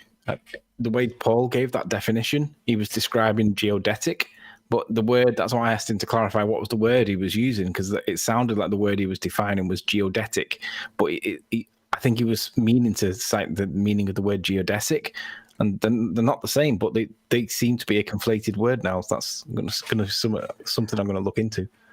Anthony, you stated earlier that you brought in Newtonian, Isaac Newton's laws of motion into Einstein's bending of space-time. Yeah, I know. Causing acceleration, but they're not. They don't work together. They don't work together. You're right. They're in completely different geometry. But Einstein says that fundamentally the Newtonian laws of motion still remain true in geodesic space-time because it's mathematically calculated as a curve, even though it's straight. So what you're saying is true, but Einstein's got a rebuttal to that. And his rebuttal is that Newton's laws of motion still remain true in space-time. It's only mathematically or it's only adjusted in the maths where it becomes the equivalent position. That's so a it's lie. basically using the maths to bend the straight line. No, that's a lie. Is that really a rebuttal? That's what I was going to say. Yeah, that is. It's not a lie. That is what he says, and that's the reason why when they say, "Well, Einstein says nothing can be taken from Newton's good work." Yeah, that's the footnote that he adds at the end where he doesn't literally want to call Newton wrong. He's just being professional at the end of it. But they take that in its literal sense to mean that he's not debunking Newton, and I'm like, no, he's just being professional. But it is a lie when he says that same sentence. There is no time dimension in Euclidean geometry. It doesn't exist. 3 space, 4 space, the two aren't compatible. They are completely different dimensionally. So he's One making it cannot translate into the other. There's a completely missing dimension. This is so beyond ludicrous. I would doubt Einstein actually said that, to be honest. I would say it's something that people said he said or someone added in. I would doubt he's actually said that. Because he's contradicting his own model then. Well, and yet the world believes it. It's just I'd like to go back.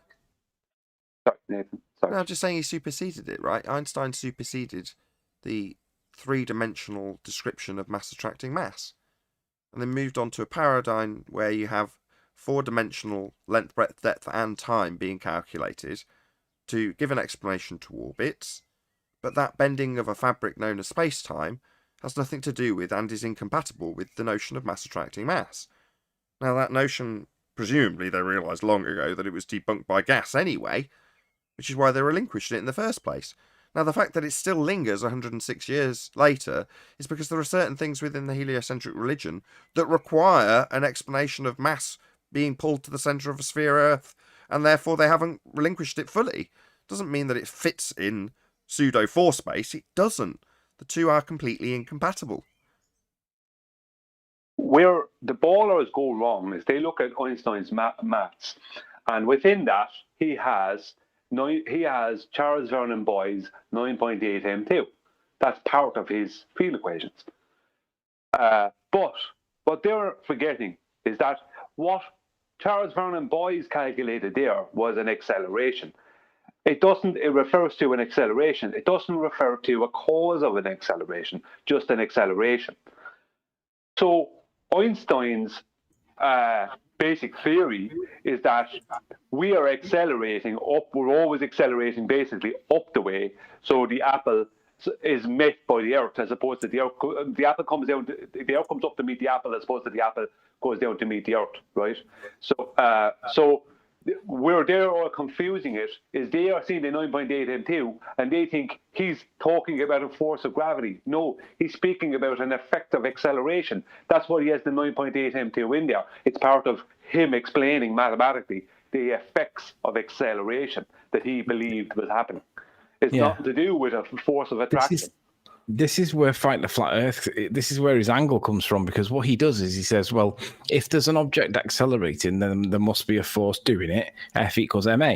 So what he does is he assumes that the force, because there's an acceleration or something moving, he assumes that the force can be represented mathematically. He calculates for the force, assuming it because it can be calculated mathematically. And then at the end of it, when he says 9.8 meters per second squared, he instantly, that's the point where he says, right, so what's causing it? And he just instantly says it's gravity. And it's like, right, so this I tried to have a back and forth with him, but all he did was call me names because he knows he can't answer this. And this is when he said I'm running from him. But what he said was, I said to him, I said, okay. I said, so we've got a set of scales, and on the scales, we see the reading. It says minus 10 kilograms. What do we assert is the cause? And he said, well, and he started to give some mumbo jumbo, and it was his answer. The answer that he gave was what you would do in the real world. He'd say, well, we'd say that we check to make sure that it was calibrated and we make sure that it was accurate. And I'm like, okay, but we're seeing minus 10 kilograms on the scales. So Newton would say there's got to be something pulling the scales up. Einstein, God knows what he would say, but flat earthers would say, well, can we see what's causing that 10? We're not asked about why it's weighing 10. We want to know what's causing it.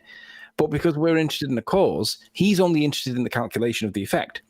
So he would calculate that there is a force pulling it up at a set rate to give the value of 10 kilograms. And he would measure that, and that force answer would be measured in newtons, because newtons is a force. And then immediately he would ascribe gravity to that and say it's buoyancy, so it must be a helium balloon or something. And we'd say, just show me what's causing it. And that's fundamentally the difference between the two positions. And he won't realize or acknowledge that he's doing it incorrectly when he's applying gravity all the time, because he doesn't know what's causing the force or the acceleration. But when we demonstrate the cause of the acceleration, he completely flips that off. Doesn't accept it at all. It's just completely dishonest. Sorry, I thought you were finished at the end. I didn't mean to cut in at the very end on you, Anthony. No, his starting premise is wrong with F equals ma. That has nothing to do with Einstein.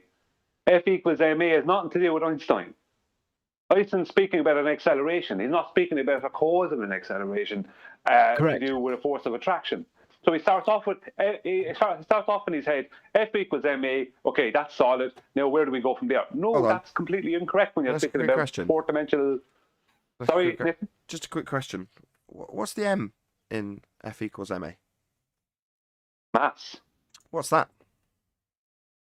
Oh well, that's a bit of a tricky subject. It's inertia, isn't it? It would be the physics definition. That'd be the best answer I could give to you. Resistance to acceleration. Yeah. So how does that, if you consider it as inertia and don't consider it as mole, a different definition they also give for mass, how does that fit into F equals ma?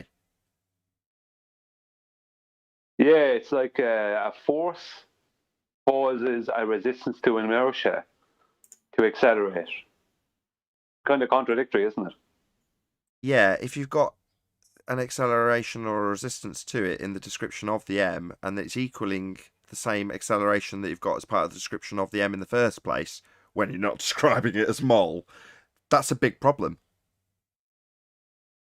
Well, see, I've always had a problem when they talk about that. When you get into the resistance to acceleration, which is the definition of mass, and the resistance to acceleration, which is another mass, can cause things to accelerate. Don't they attract to one another. What? That's what I'm saying. So there's somehow these two things that resist acceleration cause acceleration Towards each other in their 106-year out-of-date paradigm of mass attracting mass when we're ignoring the fourth-dimensional space-time bending. Yeah, it's all very confusing. Sounds like contradicting to me. Yeah, there's no scientific validity to any of what we're discussing. We're just hopefully illustrating to the live audience that we've got a pretty comprehensive understanding of what they describe 106 years ago as mass attracting mass, aka gravity, or the bending of a pseudo-Ramonian force space, medium that doesn't exist, a mathematical description of what is called now space-time, also called gravity. None of which is scientifically valid. That's the point. That's why we ask for scientific evidence of it. There isn't any. Merely descriptions of things that they've conjured by way of explanations that apparently people require for the lights in the sky, or orbital motion, which we'll then assume is occurring on our surface beneath our feet. No. Anyway, who was going to add something to that? And here's another. Yes. Yeah, I got another one. Go on, Paul. I got another one. Now think about this. We got a non-physical entity, okay? Space-time, non-physical, non-material, that can actually move material objects. That's pretty much what they're saying. Yeah, So think about that for a second. Well, it can in the maths. Show me space-time. It's just conceptual. So nothing physical is going to be occurring here. Yeah, but the scary thing is almost 100% of the world believes that. No, they don't understand it, Neil. Believe it, they don't even understand what it is. Yeah, but they'll still defend it. Yeah, 50% of the fundies that come here that don't understand it will defend it. Well, Einstein, you see, this is the thing. When they start off with F equals ma, they're completely misunderstanding Einstein completely. Because Einstein said gravity, right, is that mass, right, bends space-time, right? So the bending of space-time, mass bends space-time, and this causes the effect of gravity, right? Right? But what that means is he's not creating a force to move the planet Earth around the sun. It's the bending of space-time causes the Earth to move around. So it's not a force, it's an allowance that causes the acceleration. And in his belief, gravity was just what we perceive as what people were calling gravity was just an effect of an acceleration. So the acceleration is caused by an allowance of it's basically the world, the planet Earth, right, in the heliocentric model is being allowed in basic terms to move around the sun. That's the basics of it. It is like it's falling. That's why they state with orbits things are. It's like it's falling, but it's not falling because no, it is falling. Space-time is precisely flat, what it's doing. so that's it's not falling. correct. No, it is falling. That's what they're describing it as. The motion depicted as space and time being bent on screen for the audience now, with Rumpus's head poking it behind the Earth as a sphere, with the depiction of the moon also claimed to be falling around the Earth. But that's contradicted by the fact that space-time is flat. Yes. It's horizontal. So how could you need an up or down to fall? Yeah, but this If is you know what I only mean. this is only when you consider Earth a sphere and put it into a world where we move around the sun in a heliocentric model, which we do not. But that description and its contradictions in terms of the bending of space-time versus the flat nature of the solar system, as a single example, aren't really issues in reality, because that isn't the world we live in. No, it's true. It's true. It's nice to be able to pull it apart. Oh, definitely. My point is, to any of the fundamentalists out there on the board outside that we deal with, please explain and describe what causes the acceleration in Einstein's theory of general relativity. What's the cause of the acceleration? Because it's not force. That's why their mass attracting mass force of gravity has absolutely nothing to do. Yeah, in Einstein, he assumes or accepts that we're in a gravitational field. He just accepts that assumption. What's a field? Wait a minute. What's a field? What is that thing called field? I've heard this term before. Can you is a field physical? It's a bit like fabric. Which is it? It's a bit like fabric, Yeah, but with grass. it is. Yeah, It should be detectable. it's definitely Well, field calculable. technically, well, it's a mathematical description of something that they think is occurring. It's a medium But that is it doesn't a thing? exist. That's right. It's an aspect of a medium that doesn't exist. The field that would be, let's use other words that might be thrown into the mix, generated. Right? That isn't happening in physical terms. It's a description in mathematics. Only a description of a field. Something that you might be able to conceptualize as an area, an expanse. Right? That's being affected. Or you could picture a magnetic field. Something that has a physical presence. Well, that isn't what you have when you're describing mathematically an assumption that we fall around the sun. That's their field. It's merely a mathematical description. Same as the medium itself. That the medium would have a field within. Well, the medium isn't real. It's pseudo-force space. So any fields that are created or described within that pseudo-force space aren't real either.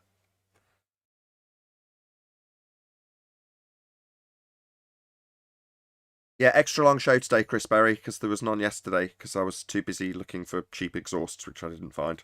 So, extra long show today for that reason.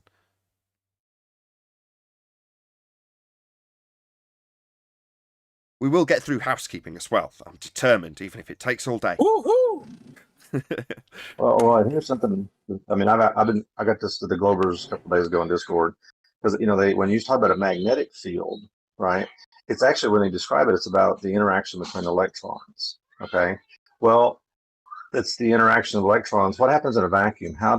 What's going on to cause a magnetic field to go through a vacuum with no electrons that still can interact with something? But it's how they always describe it as how the electrons interacting, not the actual cause of the interaction. Does that make sense? Like, what's the connection between the electrons that makes this thing called field occur? They never talk about that. And even they don't know. And the same thing with gravity. It's the same aspect. They can describe it. They can do all this stuff. They can call it a field, but ultimately they don't know the underlying cause, even of a magnetic field, so to speak. Is there any evidence of a self-perpetuating molten iron core at the centre of a presupposed spherical Earth? Negative. Speaking of magnetic field.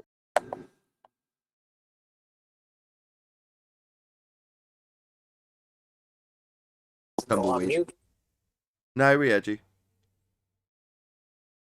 I heard Al K on for a moment when I listened to Jose's for a moment there a couple of weeks ago, and I heard Al K saying that we just don't understand the Curie point and how the magnetic field is created by this reverse dynamo within the center of our globe Earth, right? So Al-K is willing to explain, right, to you, Nathan, or anyone else, all about what happens at the center of a pre-assumed globe, right?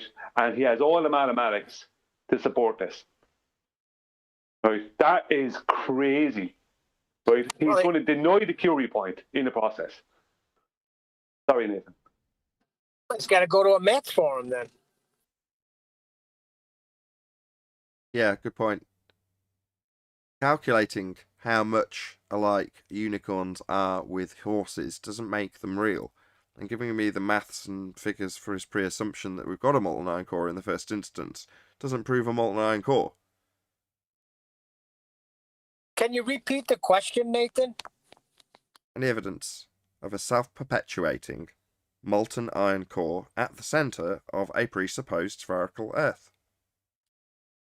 So then, whoever that guy was, he does not have any evidence. No, none of them do. It's just a story.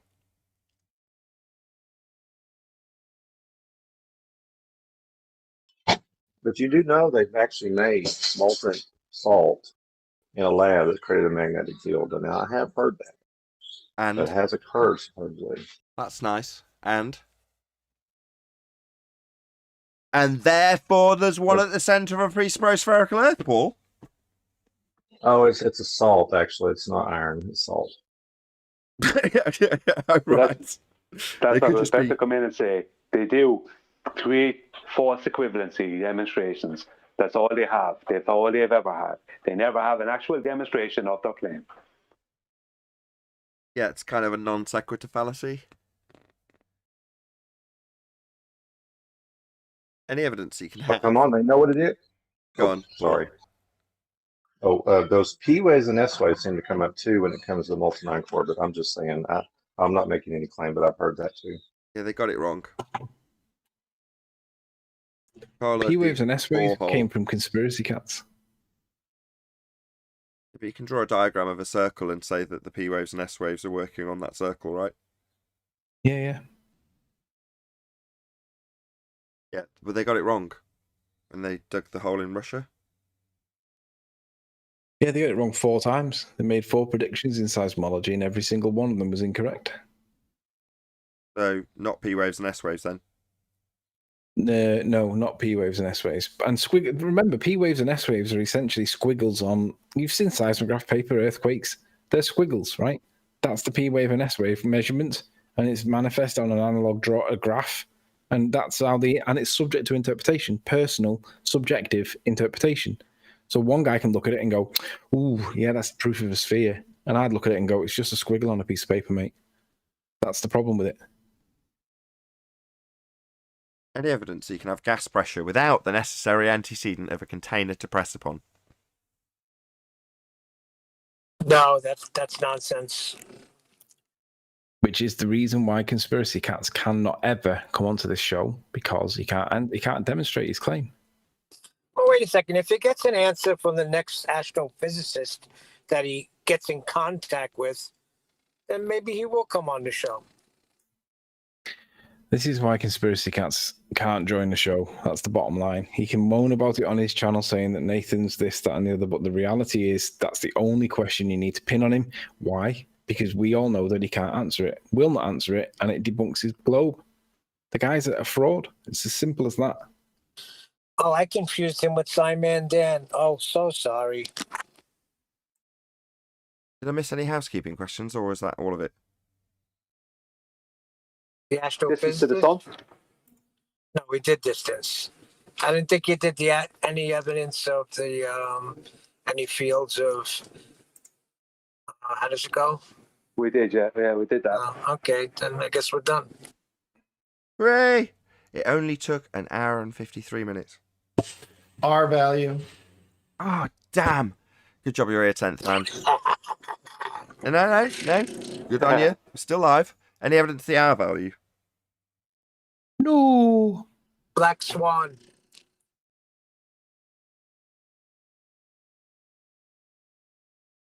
No, there's absolutely. It's the one thing that there was absolutely, without a doubt, 100,000 million% no evidence of whatsoever. Because if the horizon is not geometric and sun rays are not parallel, then how could you do it as far as even calculating it?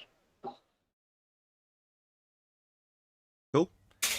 Right, while we're still live, I'm going to do a quick shout out to everybody who supported me on GoFundMe. So I don't know if I can bring it up while I'm doing this. Let's just have a quick bash, see if I can get the link to work. There we go. So this is my current GoFundMe campaign. Check it out. Nobody has shared it yet. So please share it. Stick it on Facebook and Twitter. That would be a help if you can't necessarily donate. If you do donate, be sure to set the tip amount to 0, which is to say, stick in an amount and then it'll give you an option to actually slide up and down how much you tip. But set it to 0. Fairly simple stuff. And yeah, that's it. I want to shout out all the people who have supported me thus far. So thank you very much indeed to Thomas van der Zane, really appreciate the support. Jason Disbury, really appreciate it also. Randall, I'm going to butcher your surname, Liziel, hopefully I've said your naming correctly. My bad if I have. Mitchell Kennedy, really appreciate it. Thank you so much indeed. Naomi Bowell, thank you very much indeed. Really appreciate your support. Colorado Forest Beings, aka Pear Head Smasher. Thank you very much indeed for the support. All the rest of you, I did actually shout out, other than JQ. And oh no, also Brian Sky. I think I didn't actually shout you out on the last campaign update. But thank you very much to JQ and Brian Sky, and along with everyone else. I may as well, as I've got the time to do so, shout out all of the people who were already shouted out on the campaign update, which is Anonymous Donator. Thank you very much indeed. That's actually my mom. Thank you very much, Mom. Matthew Stevenson, Faye Crossley, John Keys, Daryl Cartley, another anonymous donor, Red Pill Philosophy, woo, NZ, woo, Adam Meakin, woo, Len Lennox, and Michael Jones. So another massive thank you to all of you for supporting my GoFundMe campaign. Really, really do appreciate the support. So thank you very much indeed to all of you thus far. The campaign is still running, so I have stuck a link in the chat if you do want to support my GoFundMe. It would be greatly appreciated. If, as I say, you don't necessarily have the cash to support me financially, just sharing it on Facebook and Twitter also massively helps. Certainly in campaigns gone by for me and other people that I've run campaigns for, when people have smashed the share button, that has directly resulted in the campaign doing better. So hopefully you'll share it, if nothing else, but hopefully you will also bung me a quid or two if you can bear to do so. Any detractors to the campaign won't be listened to, as the comments have been turned off on all the videos that are about the campaign, although I will keep you informed in terms of updates, and I have stuck a rather boring video about my car on Patreon. If you're one of my Patreons, you can go and check that out, although I have actually made it available to anybody, so if you aren't a Patreon, you can still go and watch that video. Not that it's particularly interesting looking at broken exhausts, but there we go. It's the kind of thing that I don't mind discussing 2 hours into a live show. Definitely not for the beginning of the show. But there we go, that's it. That's my plug over. Go and check out my GoFundMe. Support me today. All that stuff. I've just looked at the photo there that Adam, what you posted, Adam, in the war room. It was from Seaman Dan, and he was stating that this is the last opportunity for Nathan to debate conspiracy cats on a stage, right, with an independent moderator. You know what that means, right?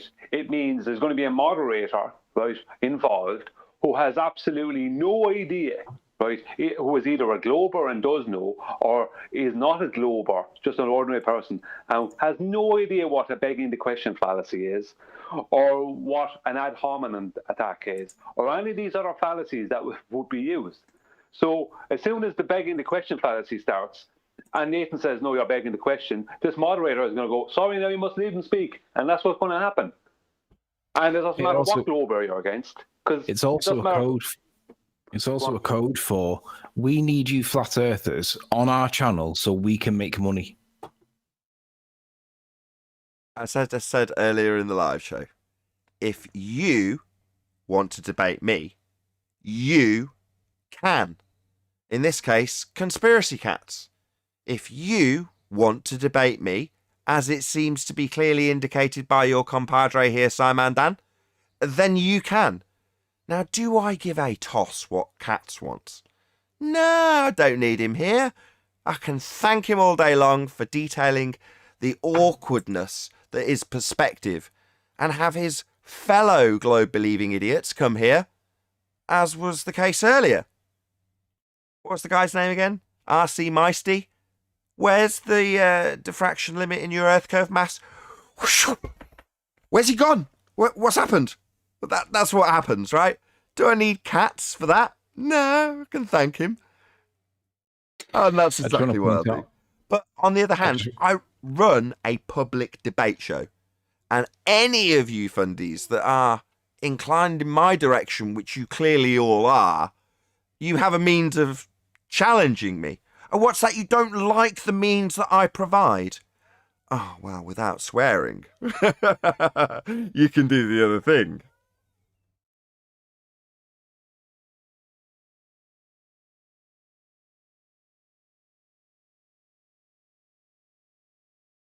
Any last words before I round out this live show?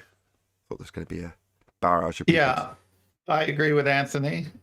I think their followers are dropping off. They're needing a boost. So they're coming on with this challenge, and they need us to survive.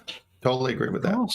They need us. We don't need them. We don't need them because they tell lies. They can't accept definitions of words when it doesn't suit them. But when it does suit them, they're staunch with their view. They're hypocritical, they're delusional. We do not need them at all. What we need is people asking genuine questions. And it's all right when we say, we don't really know what's beyond Antarctica, but they definitely need us. With that, I'll say, first and foremost, a huge, massive, enormous thank you to both Discord and G+ panels for making today's live show possible, extended live show. If you are watching this on either Nathan Oakley 1980 or Nathan Oakley Premiering streams, however, stay tuned as there will be an after show to follow. Unfortunately, though, the people watching live, bye-bye, 2 hours is all you're going to get. Extended after show will follow. I've been Nathan Oakley, and I'll see you all in the next video.